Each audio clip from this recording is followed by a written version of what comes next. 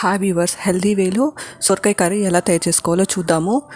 ముందుగా సొరకాయలు చిన్న ముక్కలుగా కట్ చేసుకొని కొద్దిగా వాటర్ వేసి ఉడికించుకొని రెడీగా పెట్టుకొని, ఆ తర్వాత ఒక పెనం తీసుకొని పెనం వేడయ్యాక అందులోకి ఒక 2 టేబుల్ స్పూన్ల నూనె వేసుకొని, నూనె వేడయ్యాక అందులోకి కొంచెం వడియాన్ని ఇంకా కొంచెం జీలకర్రని వేసుకొని బాగా వేయించుకోవాలి.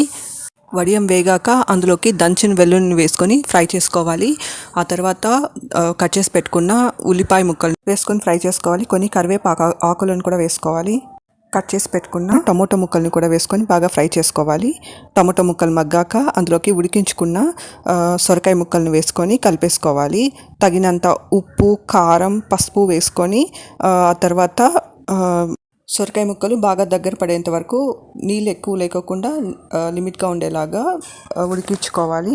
శనగగింజలను బాగా ఫ్రై చేసుకొని మిక్సీ జార్లోకి తీసుకొని కోర్స్గా గ్రైండ్ చేసుకొని రెడీగా ఉంచుకోవాలి.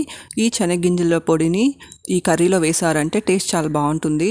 వేయించి పొడి కొట్టుకున్న శనగగింజల పొడిని సొరకాయ కూరలో వేసేసి కలిపేసుకోవాలి. బాగా దగ్గర పడేంత వరకు ఉడికించుకోవాలి. ఈ రెసిపీ చేసుకోవడం చాలా ఈజీ అండ్ ఈ రెసిపీ హెల్దీ కూడా. ఇలాంటి రెసిపీస్ చేసుకున్నప్పుడు సైడ్ డిష్ కొన్ని ఈజీ రెసిపీస్ చెప్తాను. ఈ సొరకాయ కూర రైస్తో బాగుంటుంది, చపాతీలోకి కూడా బాగుంటుంది.